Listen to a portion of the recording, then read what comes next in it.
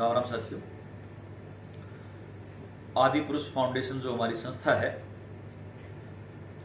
इसके मुख्य 3 कार्य हैं। पर्यावरण अर्थात पर्यावरण का संरक्षण करना। धर्म, हमारे धर्म के अंदर जो भी चीजें आती हैं, समय के साथ कुछ चीजें ऐड हो जाती हैं जो नहीं होनी चाहिए, तो उन पर काम करना और वास्तविकता को सामने लेके आना। तीसरा है योग के बिना और पर्यावरण के बिना हम मानव जीवन की कल्पना नहीं कर सकते। तो हम योग शिविर लगाते हैं, निःशुल्क शिविर होते हैं हमारे, स्कूल में लगाते हैं, कॉलेज में लगाते हैं, छोटे छोटे मंदिरों में जाकर लगाते हैं। जो भी मंदिर हैं हम उनको शक्ति केंद्र बनाने का प्रयास करते हैं कि खाली पूजा पाठ से तक सीमित ना रहे वो, तो बच्चों के संस्कार वहां पे दिए जाएं। तो इस प्रकार का हमारा प्रयास रहता है। अब इसमें पर्यावरण पे हमारा सबसे ज्यादा जोर है। उसकी वजह यह है कि अभी सर्दियों में आपने देखा होगा जो एयर क्वालिटी इंडेक्स था हमारा भाद्रुगढ़ का, वो 500 तक चला गया था, जो कि सामान्य मनुष्य को अच्छा जीवन जीने के लिए, हेल्दी लाइफ जीने के लिए 50 से 80 के आसपास होना चाहिए, यानी कि 100 के नीचे। और आप सोचिए 500 तक चला गया तो क्या हालत होगी। गर्मियों में भी वही हालत थी। अभी गर्मियों में इतनी भयंकर गर्मी थी कि जो टेम्परेचर था भाद्रुगढ़ में 50 को छू गया था, दिल्ली में 52 को छू गया था।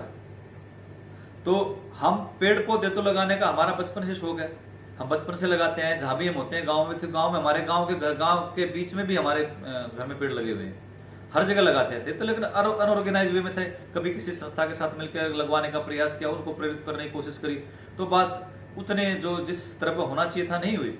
तो हमने इस संस्था की शुरुआत करी। इस संस्था में हमारे करीब 150 से ज्यादा भी लोग हैं जुड़े हुए हैं जो स्थानीय हैं।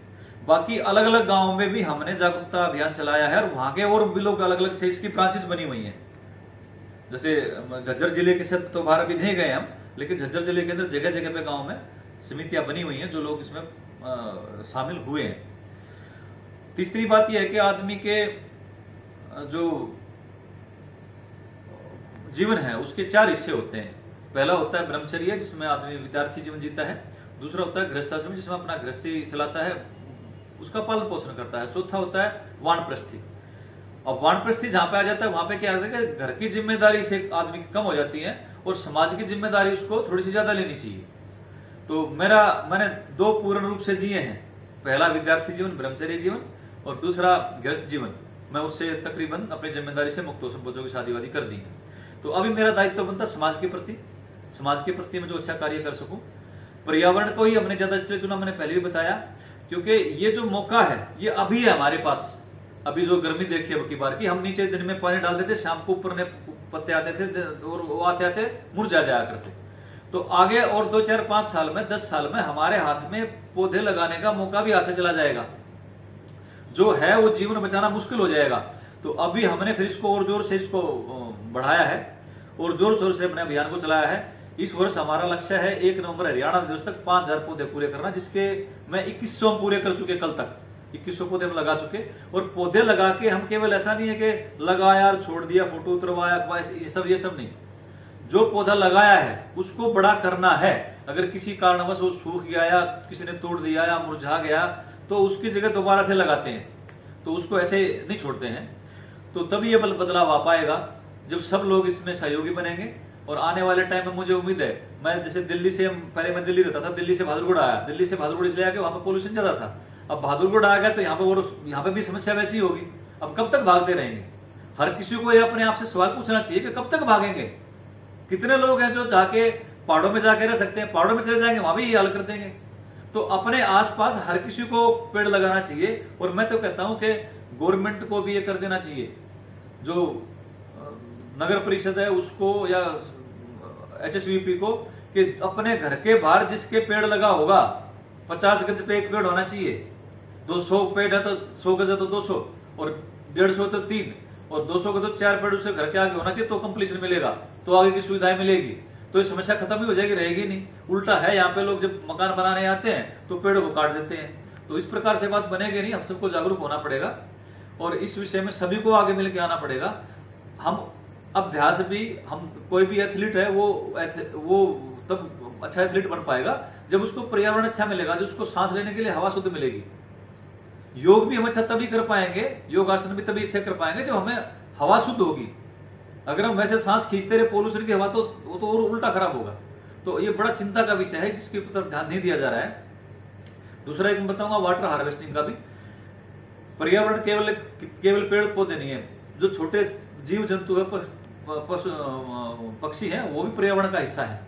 तो हमने ऐसा माहौल बना दिया है कि जो छोटे छोटे पंछी हमें बचपन में दिखाई देते थे वो खत्म हो गए हैं। तोता हर जगह दिखाई दे जाया करता, हर गांव में दिखता था, तोता नहीं दिखाई देता। मोर बहुत कम दिखाई देता है। गुरिल्ला चिड़िया भी दिखनी बंद हो गई थी, जो हरियाणा का मतलब उसका एक सिंबल है।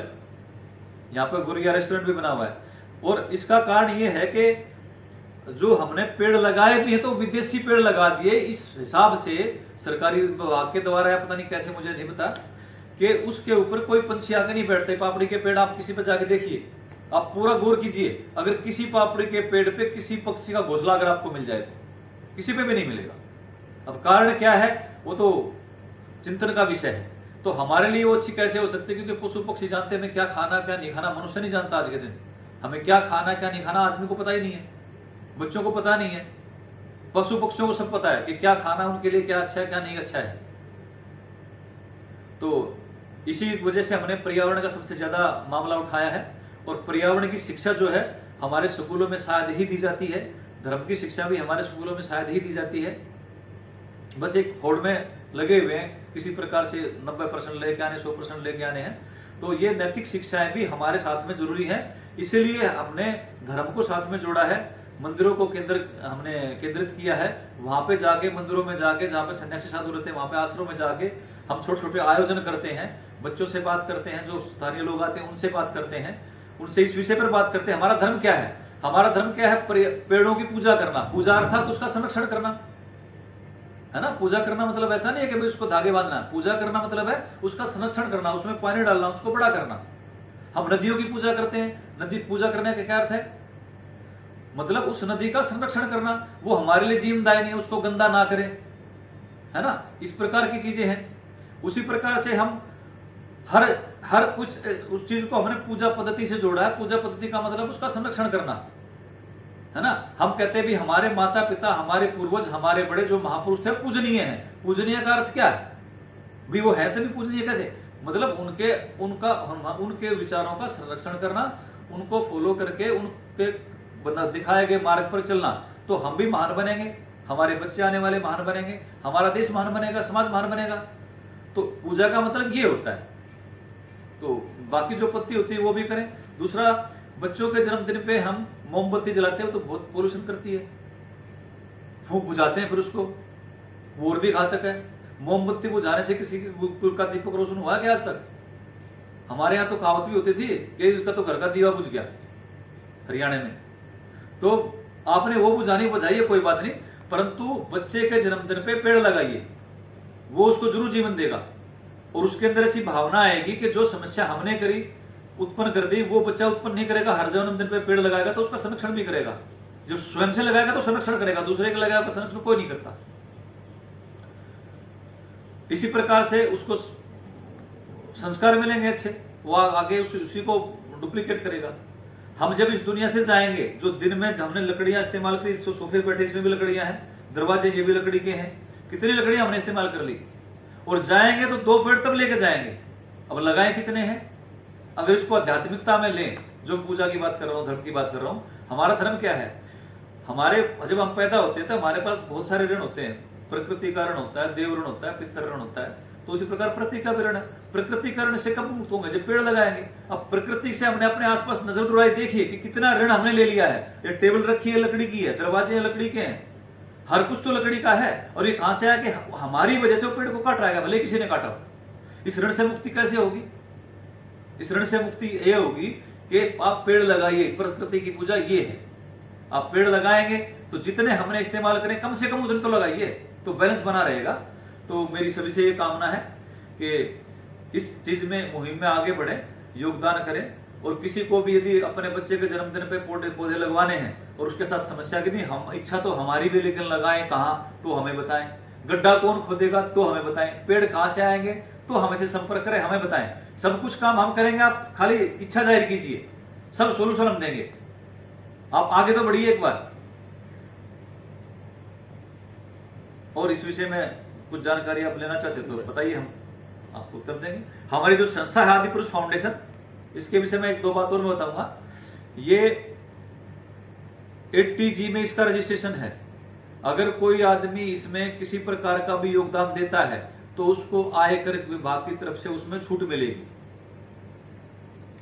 तो कोई अगर शारीरिक योगदान नहीं दे सकता तो वो आर्थिक योगदान के जरिए से भी उसके नाम के पौधे लगाए जाएंगे। एक मेरे मित्र हैं, वो बाहर रहते हैं, उन्होंने मेरे पास बोला कि भाई मैं भी आपका, मैं देखता रहता हूँ, आप बड़ा अच्छा कार्य करते हो, मुझे भी पेड़ लगाने हैं, लेकिन मैं यहाँ पे कहाँ लगाऊं? वो रहते कनाडा में। तो उन्होंने वहां से बोला कि एक पेड़ के खर्चे के हिसाब से उन्होंने बोला मेरे 11 पेड़ लगाओ। उन्होंने वहां से 11 पेड़ का शुल्क डाला, हमने यहाँ पे उसको पेड़ को लगाया, उसको वीडियो बनाई और उसके पास भेजी।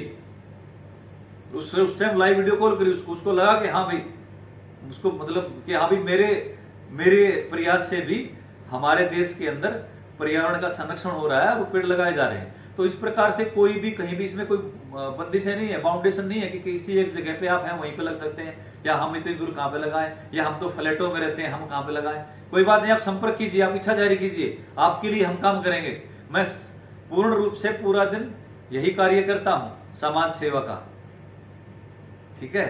तो जहां भी हमारी आवश्यकता की जरूरत पड़ेगी, इसमें एक और संगठन है जैसे विश्व हिंदू परिषद, तो उसने भी हमारा बड़ा सहयोग किया है इस मामले में, वो भी आप आगे बढ़ चढ़कर भाग देते हैं। उन्होंने भी हमें आश्वासन दिया है कि आप जितने भी आपको पौधे लगाने हो, कोई बात नहीं, अगर आपके पास नहीं हो पाएंगे आर्थिक स्वरूप से तो हम आपको पौधे देंगे, 2000, 5000, 10,000 जितने चाहिए देंगे।